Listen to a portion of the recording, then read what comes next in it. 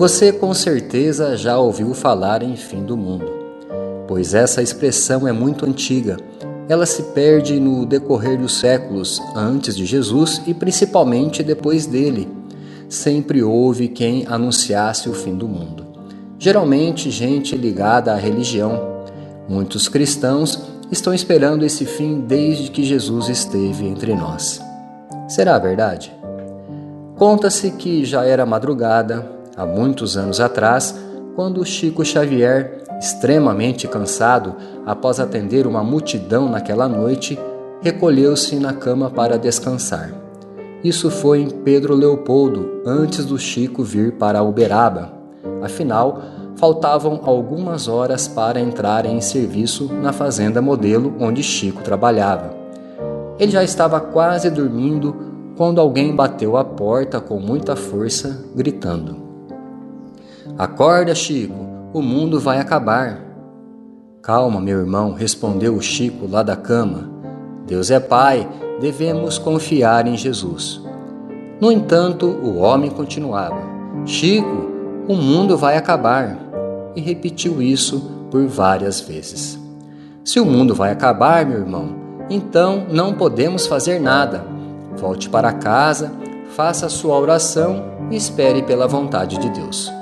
Por fim, o homem parou de chamar.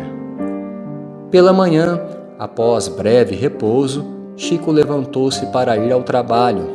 Ao passar pelo jardim, percebeu uma movimentação de pessoas e em seguida viu que um homem estava sendo encaminhado para a delegacia, ladeado por 2 policiais e que não parava de falar: "O mundo vai acabar, o mundo vai acabar." Nele, reconhecendo aquele mesmo homem que estivera à porta de sua casa naquela madrugada, preocupado, interpelou os policiais sobre o homem e, alguns minutos depois, conversou com o delegado de polícia para dizer que aquele homem não precisava de prisão, mas sim de tratamento psiquiátrico. E assim foi feito. A proclamação do fim do mundo, caros ouvintes, vem de muitos séculos. Aliás, desde os tempos mais recuados, antes mesmo da civilização, o ser humano muitas vezes se apavorara com a fúria da natureza que, por meio dos terremotos, vulcões, enchentes e epidemias, levava populações ao desespero. É claro que se ligavam tais fatos à fúria dos deuses que, por algum motivo, não estariam satisfeitos com os homens, neles desferindo sua ira. Logo, a expectativa de um fim catastrófico já se desenhava na imaginação humana e se tornou ainda mais alarmante com as próprias profecias religiosas. Os evangelhos, ratificando essa longa história, não deixaram de se referir ao fim dos tempos, ligando as calamidades esperadas ao julgamento final e à volta de Jesus. Tanto assim que, após Jesus, os primeiros cristãos já aguardavam o fim do mundo para bem próximo, e como nada acontecesse de especial nos finais de séculos, a fatídica mensagem continuou a ser explorada por líderes religiosos nos séculos seguintes e, por que não dizer, até hoje. Desse modo, dependendo da região, surgiram várias interpretações a respeito do fim do mundo. Aguardava-se que tal acontecesse no final do século 20, ano 2000. Depois, no ano de 2012, segundo uma pretensa profecia dos maias. Profecias alarmistas correm pelo mundo todo, principalmente nos tempos de crise e muita agitação. Elas já enriqueceram muita gente e já exploraram milhões de pessoas em todo o mundo.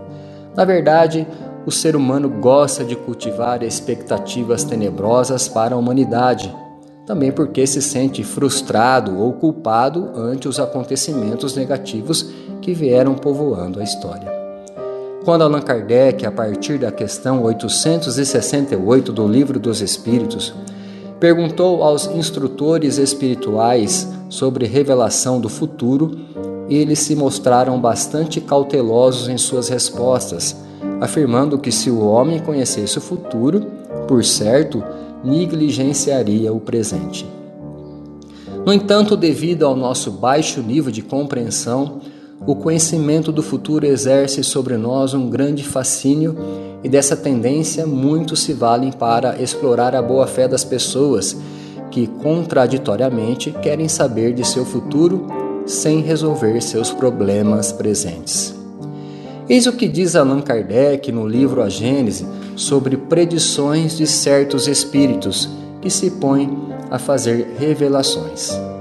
As predições circunstanciadas não podem oferecer certeza e não devem ser aceitas senão como probabilidades, mesmo quando não tragam cunho que as tornem legitimamente suspeitas.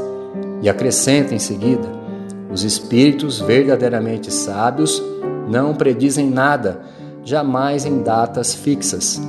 Eles se limitam a nos prevenir do andamento das coisas que nos sejam de utilidade conhecer. Insistir para ter pormenores precisos é expor-se a mistificações de espíritos levianos que predizem tudo quanto se deseja, sem se preocuparem com a verdade e diverte-se com os temores e as decepções que causam. Sobre as chamadas profecias de Nostradamus, Allan Kardec emite sua opinião dizendo que essas predições, pela forma misteriosa e cabalísticas com que se apresentam, ganham um certo prestígio do público, mas pela sua ambiguidade, elas se prestam a variadas interpretações, de tal maneira que, segundo o sentido atribuído a certas palavras, segundo a maneira de computar o cálculo bizarramente complicado das datas, e com um pouco de boa vontade, ali se encontra aproximadamente tudo quanto que se quer. Desse modo, caros ouvintes, o que a doutrina espírita nos recomenda é sobriedade, mesmo diante das circunstâncias mais desfavoráveis. O leme é confiar em Deus e em si mesmo, e não deixar arrastar por pretensas profecias de caráter alarmista que não suportaria um exame sério à luz da razão e do bom senso. Obrigado, ouvinte, pela atenção. Prometemos voltar com o programa Pense Nisso, crônica diária, amanhã. Paz em Jesus e até lá.